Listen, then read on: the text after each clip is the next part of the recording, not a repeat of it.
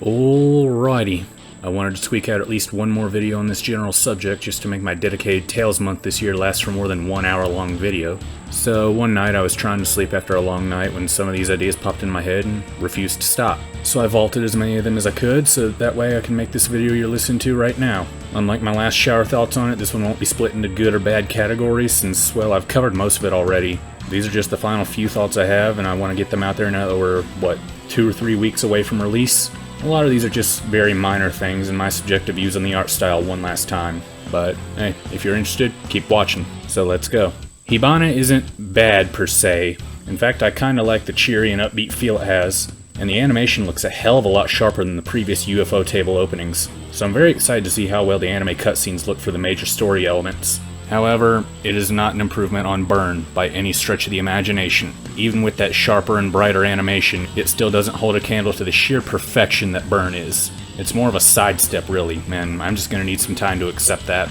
Ultimately, I am going to judge the game in 3 ways when writing my critique of it. Firstly, how it stands on its own merits, because I feel like that's what any piece of media should strive to do well as, whether it's part of a larger series or not. So Arise in isolation will be judged for its gameplay, story, aesthetics, and the amount of content it has firstly. Secondly, it'll be judged in comparison to Berseria, because it's what I personally consider the best in the series, because I really enjoy talking about Berseria, and because Arise is a real-world sequel to Berseria. So it's only fair to see how much it improves upon the previous game's flaws, for what terribly little there was flawed with Berseria, and where it doesn't. Third, my final analysis of Arise won't come until its successor releases, whatever it might be. Again, only to be fair in ways it shines that the sequel may not. So if all the comparisons to Berseria for me get annoying, you ain't hurting my feelings by unsubscribing. Whenever I do make my videos with Arise footage, whether it's for a full-on review like what I got coming soon with Berseria, or just me using the game as B-roll footage for a response video, don't expect much use of Alphen or Shion, unless they're somehow made into clutch characters that you just can't go without on your team,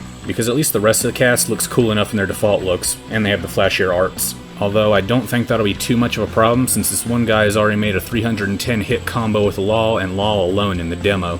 According to JRPG, there's a subtle visual cue for when you're able to do a mystic art instead of having to break a soul beforehand. Even though you don't have to break a soul beforehand, that's just how I do it. But the way it is when you no longer flinch or get knocked back from enemy attacks, that's when you know you're ready. I think this is a neat little detail that will most likely go unnoticed. Odds are if you're building up to unleash a mystic art, you're doing well enough in your combos that you aren't going to get hit that much. But I imagine this detail might come in handy in perhaps a boss fight or something like that where the game throws you for a loop, so I want to give credit where it's due. Even though this info is coming from Jay, who I still have my skepticism towards after that last video I did.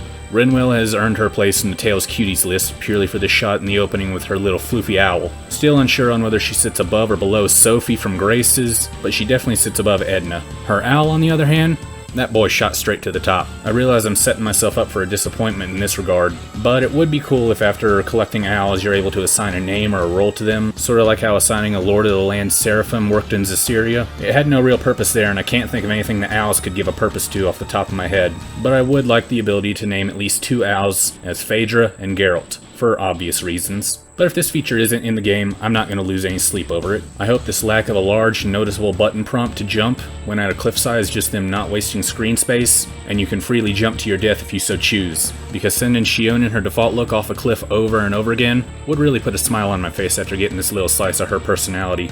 Go. You two are cleaning it up. Yes, Shion.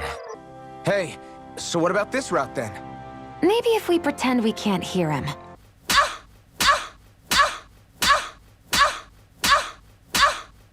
Don't fuck with me again, pile! I'm still interested in the villain, if only for that grovelly voice of his and that blue color scheme aped from Virgil, although apparently Zillia's Wingull beat him to this punch, so I'm once again getting the feeling that from an aesthetic standpoint, this game is less of an evolution for Tales and more of a Tales of Best Hits album. I realize I said those exact words before, but I honestly don't know how else to call it without flat out saying it's lazy, because in some areas the aesthetics are almost entirely a one-to-one recreation of past character designs. Others, one can reasonably argue that they differ just enough and the 3D style of animation is just enough to satisfy my desire for new and unique designs. Either way you slice it, it still sucks to see the repeated designs in a game that's had 5 years of development time, and used to be an annually releasing series that was never this egregious whenever it reused assets and designs. Really, the aesthetics of the characters are my biggest complaint, same as Kara. She's even harder on them since she's been with the series for longer than I have, so I'm more forgiving. Doesn't mean the aesthetic issues aren't unwarranted or irrational of us. Plus, since neither of us own a console to play it, we can't play the demo. Something that was honestly pretty shitty of Bamco when they did it with Scarlet Nexus. And it doesn't even make any sense. Fucking Berseria had a free demo for the PC, and it's still up today. Maybe Berseria is guilty of the opposite, and there was never a demo of it for PlayStation. I don't know, but if that's the case, I'd criticize it there too, since a public demo is crucial when building up hype for an upcoming release. Hell, that's why AAA shooters still use a beta, even when they hardly ever change anything in the time between the beta and the retail release. The beta/demo is an essential part of the hype experience nowadays. Yet with Scarlet Nexus and now Arise, the PC audience, they're just left waiting till release, watching and making their early judgments purely on how the game looks and sounds rather than how it plays. Ultimately, I am obviously still excited for the game in the next few weeks, and I'm looking forward to judging both Berseria and this game in the following months. I'd like to think that from now until mid-November, Tales is what my channel is going to revolve around exclusively, unless I have some important announcement or major development I feel like sharing. I've been looking forward to this and planning out my Berseria review since 2019, so I'm going to make the most out of this entire thing. Because Berseria made me fall in love with this series, and I'd love to say Arise is a great game too. Though, considering how much I've been critical of its aesthetics and its decision to change Tales staples like the anime skits and such, it's safe to say I'm going to have a hell of a lot to talk about once I get to the credits. And thankfully enough, the DLC costumes and the pre-order exclusive ones for Alphen and Shion look good for the most part. Just like with Berseria, I'm favoring the pirate get-ups the most so far. Also, Kara and I officially shipped the red-headed Dragonborn and Kisara, because they look the most mature out of the whole cast, and because of how good their looks go together, mostly in the DLC costumes, but in other ones too. And because Kara specifically can't stop drooling over her red-headed staff boy, but I don't really have much room to talk. I'm not going to pretend like Kisara doesn't get me harder than Joachim's knee. The school and proper attire looks look kinda eh, save for Rinwell's, purely for the cute factor. And Kisara's because, well...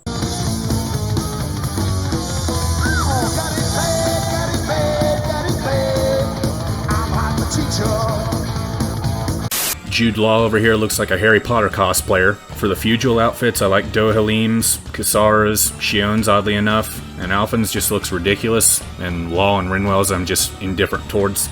Also, I'm legally obligated by my producer, whose name rhymes with Lara, to say that Dohalim's summer outfit is fine, but he needs a mod that removes the shirt pronto. Or for the designers to make it an attachment to remove and modify like in Berseria and Zestiria. Alphen's looks bleh, same as Shion's. Kisara's I'm of course into, Law looks pretty good there too, and I'm indifferent to Rinwell's. Also sucks that there isn't a Tales Legacy costume pack at the moment. I hope that's one microtransaction they don't skip on for this game, although I guess you can say the base game designs might as well be considered the Tales Legacy costumes given how similar they are. Final thoughts on this DLC costumes video I borrowed? The background music is lit, and that's all I can really think to say on the subject of Arise for right now. The game still looks stellar, and I'm excited to finally get a chance to play it in a few days. Although here's where I pass my mic off to my co-star, who also has her share of thoughts to share on Arise. Take it away, Caro. Been intensely binging the Tales of Arise demo to get me hyped up for the game, but every single time I look at Shion, she more and more reminds me of Weiss from RWBY, down to the attitude and the exact same hairstyle.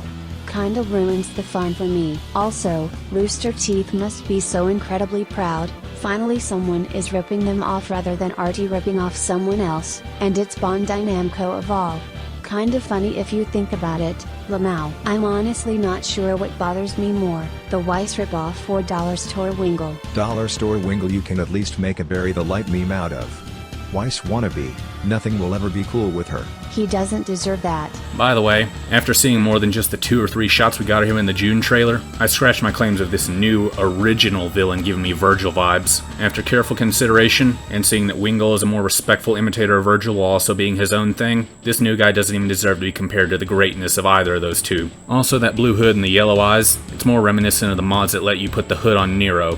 And when you go from imitating the Alpha and the Omega, again, to imitating the non-canon version of Dead Weight, then your cool points, they start to melt mighty quick.